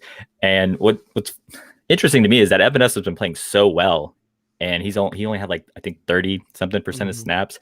So because of that, the fact that you have someone like Epinesa only getting 30%, I think because of that, like, Boogie gets very little today. Yeah, that's interesting. You mentioned AJ Epinesa snap count, because that's another thing I wanted to talk about. You know, Zach, I'm going to ask you this, because I think me and Dave talked about it on Thursday. Is it time that we see an upping of the snap count for AJ Epinesa and Gregory Rousseau, and a lessening of the snap count for Jerry Hughes and Mario Addison? I think it's the perfect time to do it. They're producing. I mean, Hughes is doing well. Addison had his moments, but obviously I think the way that Groot and Epinesa are getting pressure, especially when I think back to week 2 and how they terrorized the Dolphins. I mean, last week we know that the Bills defensive line didn't get much pressure on Heineke. He's very slippery. But this week, I think that they could take Davis Mills' lunch money. They'll just smack his lunch tray right down onto the floor, give him all the wedgies and the purple nurples and whatever swirlies. But yeah, to get back to the question, what does the swirly look like with that neck? Dude, it's a plunger is what it is. But yeah, Epinesa and Groot deserve more playing time. And I think that Hughes and Addison, again, they're serviceable. They're pretty good in moments. But I think that Groot and Epinesa need to see their playing time upped, and that will probably come at the expense of Hughes and Addison. It'll be sort of a passing of the torch gradually over the season, but I think it's going to happen. Dave, I have a question for you, and that is Ed Oliver. One of these weeks, do we need to see Ed Oliver have like a game, like that Dallas Cowboys type of game that he had from Thanksgiving a couple years ago, where he has 1 or 2 sacks, he forces a fumble, he makes his presence felt? If you're the Buffalo Bills and this guy was a top 10 pick, do you need to see one of these games in these upcoming weeks, or is it okay that our defense is playing well and he's just sort of blending it? I think people probably have given him a pass, just given how well the defensive line has played. And I'm not saying giving him a pass as if he's played poorly, because he hasn't really played poorly. He just hasn't stood out, like you mentioned. The problem, I guess, you might have with the way the Bills kind of implement this rotation, guys getting, 30 to 40% to 60% of the snaps and not really anything more than that, is that the opportunities to make those types of splash plays are going to be somewhat random, I think, from who you see that from each week. Like, I predicted that Epinesa was going to kind of break out today and finally get to the quarterback. Like Zach mentioned, we haven't been getting to the quarterback. Maybe today's the day Ed Oliver gets to the quarterback and makes a couple big plays. But I also don't think that necessarily means that that's going to happen again next week because of how heavily the Bills rotate. Like, could be Ed Oliver this week, could be AJ Epinesa the next week. We saw Rousseau have a great game against Miami. Addison and Hughes at some point will probably make their mark. So I guess if it's a usage thing, if you say top 10 pick only getting 40 to 60% of the snaps, like, you can't really blame that on him because that's kind of how the coaching staff rotates their guys. Now, he's still capable. He's still capable of doing that. Today's maybe not even that day because the Texans may try to, do some of the same strategy that the last couple teams have. Get the ball out quick, try to avoid letting the Bills get into the backfield. But it's going to be a good opportunity for him today. I'll say that. The Texans' offensive line is decent on the edges. On the insides, they're okay. But their strength is really their tackles, I would say, with Tunsil and Howard. And so the inside could be the opportunity today for Oliver to make, to make his presence felt finally, like on a way that like affects the game, right? A game-changing play or a big sort of momentum shifting type play. All right. So I know you got to check out of here at 12:30. So give us your thoughts on the game and reshare your prediction we got 214, 215 in here. So a little bit more live than we get on the air raid hour. I'm sure a lot of these 215 in here watch us on repeat. But if they don't, come join us every Monday and Thursday night on the air raid hour. We have ourselves quite a good time, and reshare your game prediction. Yeah. So, I mean, I got to stick to it because I don't want to be flip-flopping Cowherd. You can flip-flop because of the weather, like seeing the rain. Well, I thought about that, and my prediction on Thursday did not factor in any rain, but I'm going to say screw it, and I'm going to go with the same prediction I made Thursday, which I was laughing when Kyle gave his score because you'll see why. I mean, on Thursday, I said my hot take was that we'd have 2 Bills receivers over 100 yards. Is that likely to happen? Probably not, especially with the weather. I said Diggs was going to be the Take Me Higher player of the week. Like Knapp said, it's time for him to have that breakout game. I said that on Thursday too. Last week's showing from Beasley and Sanders should free things up a little bit more for Diggs, and there's no one on the Texans who can handle him. So I do think the Bills will come out and control this game from start to finish. And I said at the end of last at the end of the last show, I was like, I'm going to predict the same score prediction I had for Washington, and that was 34-13, and that happens to be the exact same score prediction that Knapp picked. But I have the receipts that I did say that on Thursday, and I did say that for the Washington game. We got, before you leave, a special appearance on the broadcast. Tom Brady in the house, ladies and gentlemen. He says, I'm going to win tonight. That's a great question. Before you go, and then after you depart, I'll ask Zach and I'll ask Jeremy this. Are you rooting for Brady, or are you rooting for the Pats? What do you want to see here tonight?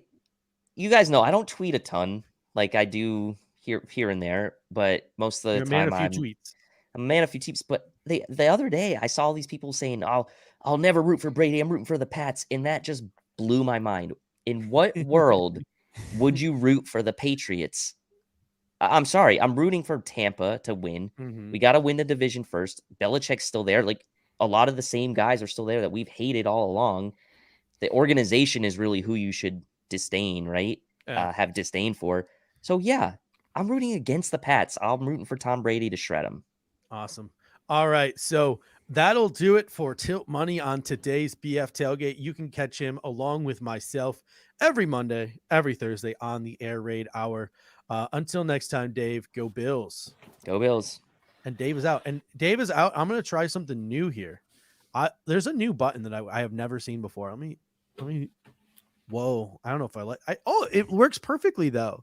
So I'll move. Don't worry. When you guys get a chance to talk, I'll move you into the big box. But I like this. This is fun. This is a cool little 3-person little thing we got here. So I'd rather stay in the small box. You want to say, well, that's too bad, Jeremy, because I'm about to ask you, what are your thoughts on this matchup tonight between the New England Patriots and the Tampa Bay Buccaneers? Where does your rooting interest lie? Yeah, as much as I think it's natural for us to want to see Tom Brady fail because of what he did to us. For me, it was I said he left the Patriots and continued to have success, which to me just kind of speaks to his talent. So I feel like all eyes go to, Belichick and, like Josh McDaniels, like, oh, like, was he the reason for all your success? And so, like you said, there's still a lot of people on the Patriots that we hate. And I'm okay with just, again, Brady's still having success. Obviously, he's just a good quarterback. I might be understating it there. So I'm totally cool just shifting my pettiness back to like Belichick and McDaniels and, everybody, every New England fan, and just seeing them fail now that he's gone. Some big news in here from Jason M. He says that if they go with the lineup based on their warmups right now, Ford is benched. So that's something to keep an eye on, and we're going to get back to that in a second. And Zach, I want you to tell us your thoughts on this Patriots-Buccaneers matchup while I search the old Twitter machine for what the starting lineup could look like. If anyone wants to tell me who tweeted that, by the way, in the comment section, that would be a great help to me. I'm guessing Perino, Sale, or Nate Geary. Anyway, Zach, take it away. I will say that I'm not necessarily rooting for. I don't look at it as rooting for Brady when I'm rooting for the Bucs. I look at it as rooting for Bruce Arians, Byron Leftwich, Todd Bowles, most of the Buccaneer players besides Antonio Brown and Gronk, who's actually out, so I don't even have to say I'm rooting for Gronk. But anyways, that's semantics. But obviously, you always got to root against the Patriots. I don't care if that's Tom Brady quarterbacking the opposition. I don't care if it's Michael Vick, Ben Roethlisberger. I don't care. I'm rooting against the Patriots first and foremost, even if that means rooting for Tom Brady. The enemy of my enemy is my friend. That's the old saying. And Tom Brady, as far as I'm concerned, when he left the Patriots, he left the Patriots. So, like, he didn't go to the Dolphins. He didn't go to the Cowboys. Nope. He didn't go to the Jets. Though if he went to the Jets, we'd still be laughing at him. But I mean, the whole point is that once you leave the Patriots, you become instantly more likable, especially if you leave the AFC East completely. So. All right, ladies and gentlemen, I might have to text the Kingpin himself right now and get him into this broadcast for the last 10 or so minutes, because absolutely big news here. I mean, this is some earth-shattering news in terms of the Buffalo Bills. The Buffalo Bills are going with a starting offensive line today, left to right. It appears, based on pregame warmups, left tackle, Deion Dawkins, left guard, Ike Butker, center, Mitch Morse, right guard, Darrell Williams, and it appears like Spencer Brown is going to be making his first career start today at right tackle. This is something that it's interesting. I mean, it is something that is definitely something that we thought about, but we didn't think was possible. I mentioned Merck today on Twitter says if Spencer Brown is one of your top 5, get him into the lineup. He might be more ready than we think. And it appears like he might be more ready than we think. People always go back to the fact that, Darrell Williams struggled at guard. He struggled on the left side, right? He struggled at left tackle. He struggled at left guard. He was always very just like mediocre to average at right guard, at least according to Pro Football Focus's analytics. So as long as he stays on the right side, it appears like, he could still be a very serviceable center. So this is going to be something that's super interesting. Zach, what are your thoughts on Spencer Brown getting his first career start at right tackle today? Well, considering earlier in the show, I just said I didn't think it was realistic to move Darrell Williams to right guard and put Spencer Brown in at right tackle. I just got to say, well, obviously I'm pulling for him. And Spencer Brown is a beast. Like, obviously, going into the draft, he wasn't my first choice of a mauling offensive lineman. If you follow me on Twitter, you already know who I'm talking about. He's on the Broncos. He'll be starting, I think he'll be starting at guard for them today because I think they have an injury. Quinn Meinerz.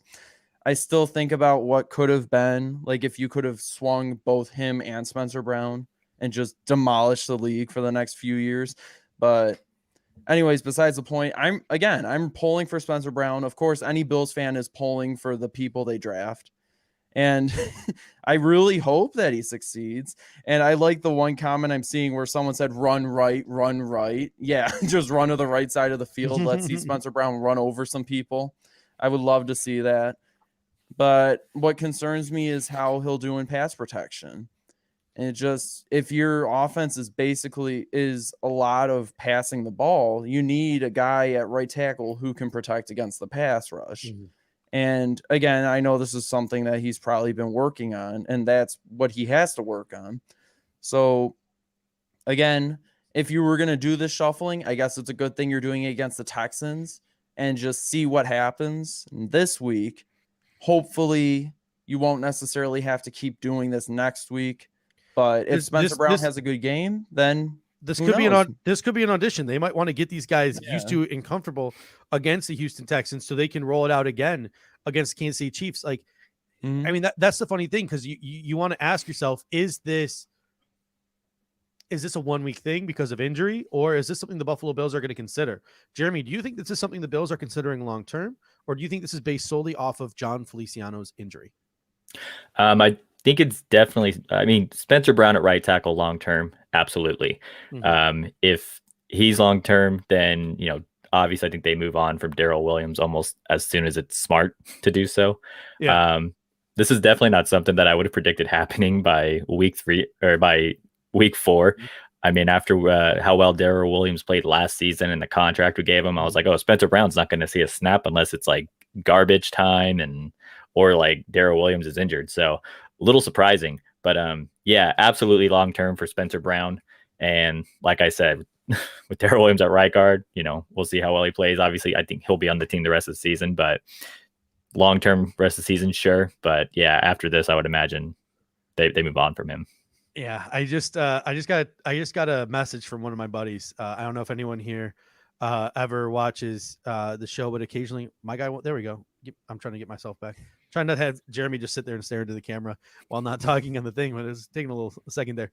My buddy always likes to give me a hard time. He was not happy with the Cody Ford pick.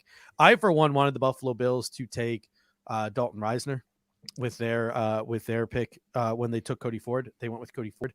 But my buddy just sent me a gif of DK Metcalf to remind me of the fact that we passed on DK Metcalf for Cody Ford. This could be the end for Cody Ford. Everybody passed on DK Metcalf. Yeah, that is true. But this could be the end. This legitimately could be the end of. I see a 5th round pick in our future, like coming our way. This could be the end of Cody Ford's time in Buffalo. He might end up, honestly, when John Feliciano comes back. It wouldn't surprise me if at some point this season you saw Cody Ford traded. We've seen a couple of in-season trades this year. You saw Cody Ford outright released and a guy like Jamil Douglas take the place on the roster, because if Cody Ford's not starting, what's Cody Ford providing you? He's already proved that he's not flexible, right? Yes, he can play right tackle. Yes, he can play right guard. Yes, he can play left guard. But he's shown you that if you're moving him around a ton, he can't handle it. He's got to be in one position. Yeah, no, go for it. You mentioned Jamil Douglas. Are you a little surprised that he wasn't called up this week? Yeah, I mean, I mentioned that earlier when I was talking with Hansel. And again, it's like sticking. It doesn't want me to be in the big box here. But I mentioned that when we had a conversation with Hansel. I think that comes down to a numbers game, right? Like the Buffalo Bills want to be able, if there's a long-term injury, to be able to call Jamil Douglas up and have him for a multitude of games. If you call up Jamil Douglas now, you get one more, right? You get one more. And then he can't be called up anymore. So why waste it if you think he's going to be the backup? Yeah. So that's why you just activate Tommy Doyle. You still have Ryan Bates back there who's got a 3-position flex. You feel comfortable. You have a little less depth, but you still feel comfortable. Jamil Douglas wasn't so much a need unless he was going to be starting this football game. So yeah, this just could be the beginning of the end for Cody Ford here. And what a waste. He had a million opportunities and he never lived up to them. I know he has a lot of defenders. One of these outlets, Buffalo News, Athletic, somebody, came out with a nice little puff piece for him about, mental health and playing left guard, trying to, make him look like a victim. But I mean, honestly, at the end of the day, he just hasn't lived up. Like he hasn't been good. Like he's had some flashes, like some good plays, like a drive or two here or there where he has looked good, but Other than that, he has not lived up to the second round potential, and the dude's just he's just been soft. I mean, Brandon Beane has made excuses for him too about the injuries and everything, but the man just hasn't lived up, to his second round billing, and it looks like it's time to cut bait with Cody Ford. Tough to move on here. I'm going to get your guys' predictions in a second, and then we will head out. But before that, the nickel cornerback situation, something to keep an eye on today. The expectation is a platoon of Saran Neal and Cam Lewis, but the Buffalo Bills look like they're willing to trot out the unexpected today. So my disclaimer is I would look out for Dane Jackson in the nickel. And then at safety, it's Damar Hamlin versus Jaquan Johnson. Who do you think better fills the Jordan Poyer box role? It looks like Jaquan Johnson might be a better fit, even though Damar Hamlin might be more dynamic of a playmaker. So it'll be really interesting to see how they handle the strong safety position this week, whether it's Damar Hamlin or whether it is Jaquan Johnson. I want to say Joe Biscaglia tweeted 7 minutes ago that Jaquan Johnson is taking a first team in warmups at safety. All right. So it looks like Jaquan Johnson is getting that start there. So, ladies and gents, it's about that time. We got about 5 more minutes here. I'm going to have Zach share his game prediction, and then Jeremy share his game prediction. As they're sharing their game predictions, share your game predictions. Paint a picture for us. Who's going to have a big day? What's the final score going to be? And I will start posting some of these as Zach and Jeremy share their predictions. Well, first I want to say I'm actually a little surprised that they didn't activate or call up Josh Thomas. Like, I would say that you'd think you'd want to come into a game with 4 active safeties, but the fact that they're going with just Damar Hamlin at backup safety, that kind of tells me they might have to use Saran Neal in an emergency back there. But like you said, it's most likely going to be a platoon between Cam Lewis and Saran Neal in the nickel, and they're probably confident Jaquan Johnson can get the job done. Mm-hmm. But anyways, getting to the score prediction, I'm going to say that given the fact that they've gone out and cruised the last 2 weeks, I think that continues today. I will say the Bills probably go up I'll say 35-14 Bills over Texans. And then they get to that point, and then they probably just run out clock, chew clock, maybe like third quarter, fourth quarter with the second team. Who knows? Maybe Trubisky throws a dime here or there. But make it some Mitch Trubisky predictions. I love it. Yeah. Hey, last year against the Dolphins, Matt Barkley had 2 dimes to Gabriel Davis. True. So, I think he gets a couple of them. It just be like, all right, let's go run you out there, get you a little tune up just in case something were to happen down the line. But yeah, I don't see much beyond that. Adam Gibbons coming in saying hammer the Texans to cover. Y coming in saying a big day for Reed Ferguson. Hopefully it's snapping extra points. Yeah, and not punts. Jeremy, what is your game prediction here? I really dislike trying to predict specific numbers on predictions, but I definitely want to say a lot to a little. Without hearing the rain, I was saying I think the Bills cover that spread and then some. I mean, if we can beat Washington by 22 points, why not even more against the Houston Texans? And shout out to Hansel. I saw his hashtag. It's confident, not cocky. Definitely not trying to do that. But yeah, a lot to a little. And I think we see, backups being trotted out there for most of the fourth quarter. All right. So I'm kind of with Jason here. He says that the rain doesn't let up. I think it holds the score down to a 24-10 game. My original prediction was 35-13. I'm going to lower my prediction to 31-13. So I think the Buffalo Bills can still punch it in 4 times into the end zone. Maybe 1 less field goal. I'll take the field goal away. They're not getting those 2 safeties then? No, not getting the 2 safeties. I will go with 31-13. I think Spencer Brown is in the lineup for a reason today, and I think it is because we are going to run the football. I expect between 25 and 30 carries from our running backs today. Something that you don't see a lot of from the Buffalo Bills in this offense, but I think they're going to try to sustain possessions. I think they're going to try to work the clock. And I just don't picture a 40-point game for the Buffalo Bills just because I think they'll dominate from start to finish. I don't think it'll be relatively close. I don't think that I don't think the Buffalo Bills will ever feel, us as fans will ever really feel that scared about the outcome of the game at any point in time. but I do feel like the score might not be as high as some of us believe it to be. And Don Keith says, I think it's neat that Hawk, Ferguson, and Bass arrive at every game together.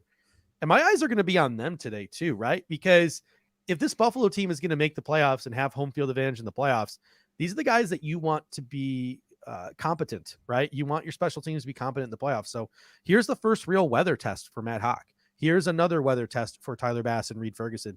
So it'll be really interesting to see how special teams plays out today. Ladies and gentlemen, thank you so much. You can check out the Buffalo Fanatics all week, where you can catch articles that have been edited by the editor-in-chief himself, Turd Ferguson, a.k.a. Zach Fawn, the editor-in-chief of thebuffalofanatics.com. And you can check out The Process on Tap every Saturday morning by searching The Process on Tap in all of your major podcasting platforms. Hansel and Jeremy do a great job, and if I do say so myself, they are quite funny. I enjoy listening. You and Max had a great rapport. You and Hansel had a great rapport. I'm glad, since Max decided to depart, that you found another half and that you found, you found a way to love again. And yes. I'm really, you let someone else into your heart, and I'm truly happy for that. And you also have an article that drops every week, correct? Talk a little bit about that real quick. Oh yeah, it's I kind of committed to doing it. You're stuck with it. Yes, I kept doing it. Well, it was funny. I told Zach, I was like, oh, if I'm not doing the podcast, I'll do this. And then I ended up doing the podcast, and then I still kept writing it. So every week I just try to do, like, it's called Super Smart Football, which is supposed to just, hopefully you catch on to that very quickly, the title, and don't have high standards. But it's just some reactions to the previous game, and then some, silly, stupid predictions about like the upcoming game and whatnot. All right, ladies and gentlemen, until next time, it's been an absolute pleasure. Go Bills. Go Bills. Go Bills. Oh, before we go, I just want to get this really quick in here. Before I'm hoping that after the game, everyone in the Buffalo Bills locker room is gonna head to the locker room, and they're gonna have this waiting for them. Terry just texted me to smile. Let's hope Terry's texting smiles all around at 4 p.m. today. Until next time, for real this time, go Bills. Go Bills. Go Bills. Wait, hold up. No, I'm just kidding. Go Bills.